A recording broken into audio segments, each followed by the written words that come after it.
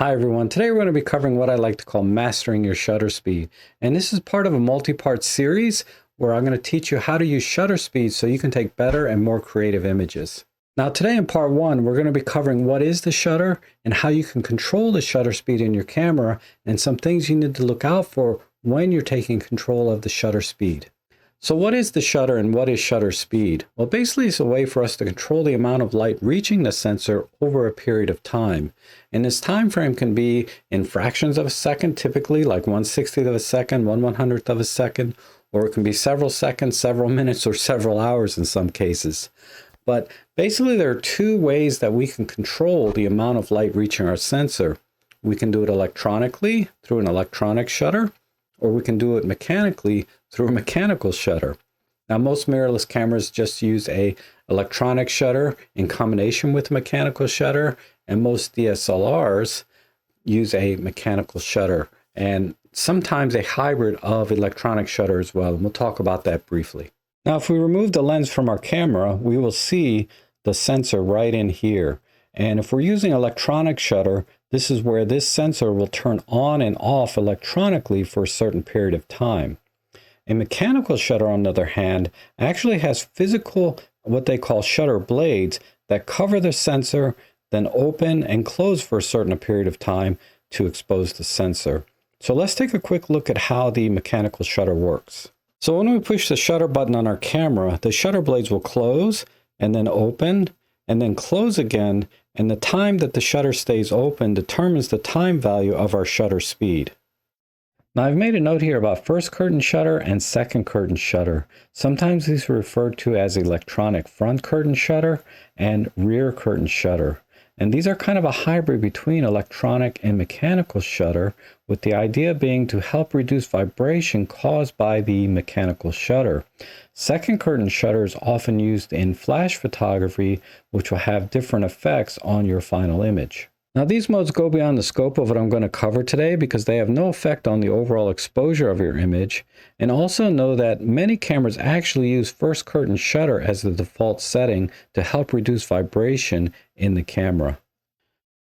Now to take control of your shutter on your camera, you'll need to go into shutter priority mode or manual mode. So let's just start with shutter priority mode.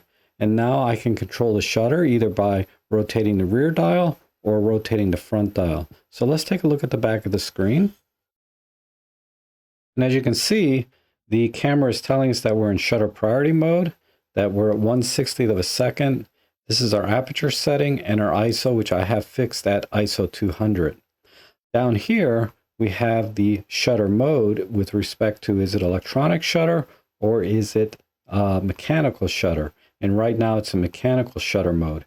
And what I like to do is always find out what the limits are of my camera in electronic shutter and mechanical shutter. So let's see what the mechanical shutter limits are. And I'm just going to rotate the rear dial. And you can see that it stops at 1/8,000th of a second. And the longest shutter speed we can have is 60 seconds. So do this when you on your camera so you know what your limits are for mechanical shutter. Now, let's go ahead and change to electronic shutter. Sometimes it's called silent shutter, and see what our limits are. And we still have a maximum shutter speed of 60 seconds. And we have a minimum shutter speed of 1/32,000th of a second. So be aware that most times the electronic shutter will have a faster shutter speed available than you will in mechanical shutter mode. Another thing I want to note is that you can see how that on this camera it's listed as a fraction 1/32,000, or if I go back down, 1/60. And then when I go into full seconds, you'll notice that the fraction is gone and you'll see a double quote here. And the reason I mention this is because some cameras, when you go to fractions of a second, they don't list the fraction 1/60. They'll just say 60 here. So just be careful when you're setting your shutter speed that you are in 1/60th of a second versus, in this case, 60 seconds as denoted by the double quote. Also in some cameras, your screen may look a little different like this, where the shutter speed will be in a different location. And in this case, the shutter speed is down here on the bottom left. Now you can also control the shutter in manual mode, where you not only have control over the shutter speed, but also aperture and ISO. And these will have the same limits as you had in the shutter priority mode with respect to the shutter speed, 60 seconds and 1/32,000th of a second in this case. But some cameras have another mode called bulb mode, where you can leave the shutter open for several minutes, several hours, whatever you want. And it's accessed sometimes through the manual mode, sometimes it's accessed in the menu. In this case, on this camera, you can access it directly with B mode or bulb mode. And the way bulb mode operates is really two ways. One is you can push the shutter button down to start taking the picture, and the shutter will stay open for as long as you're holding the shutter button down. And then when you let go, the shutter will close and the exposure will end. And again, you can do that for several minutes if you like. Usually when you're in bulb mode, it's controlled through a remote shutter or an external shutter wirelessly or through a wire where it's on a timer. And this is a very specialized mode that I'm not going to cover today, but just be aware that you can go beyond the limits of the 60 seconds or whatever your camera limit is in bulb mode. Now there's a caveat to everything I just showed you here, and that has to do with the ISO mode. Most cameras use an auto ISO mode where it'll automatically pick the ISO to help you get the correct exposure. However, many cameras are now starting to allow you to pick the ISO manually no matter what mode you're in on the camera. So you need to check the capabilities of your camera so that you can be in the correct ISO mode so that you don't get unexpected results. Now what I recommend is when it comes to auto ISO versus manual ISO is when you're in shutter priority mode, use the auto ISO and let the camera help you with the exposure. And then when you're in manual mode, use manual ISO, so you specifically pick the ISO that you want. Now your next question might be, when do I use shutter priority mode versus when do I use manual mode? And I recommend you use shutter priority mode with auto ISO for most of your general photography because shutter speed has a direct impact on the effects that you'll see in your image.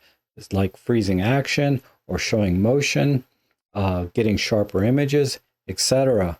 And we'll talk about that in the next section. So use shutter priority mode with auto ISO so you can focus on just the shutter speed to get the effect that you want. Now you want to use manual mode when you're trying to do very specific types of photography, typically like in flash photography, very long exposure photography, astrophotography, things like that, because the camera has no idea how to handle exposures in those kinds of situations. And that's when you want to use full manual mode with the manual ISO setting to help you get the exposure that you want. And again, we'll talk about that in another section. Now, what I want you to take away from this lesson is know how to go into shutter priority mode and know how to go into manual mode. Also, know what your limits are in terms of shutter speed when you're using an electronic shutter versus a mechanical shutter. And then finally, see how the auto ISO modes work in your camera. Can you activate it in shutter priority mode, in manual mode, and can you turn it off? Now in the next lesson, we're going to talk about the relationship that shutter speed has with respect to the amount of light that reaches the sensor.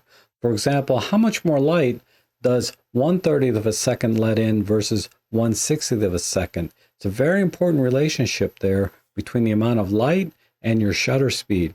Also, we're going to talk about the effects of shutter speed on freezing action, showing motion, and also getting sharper images.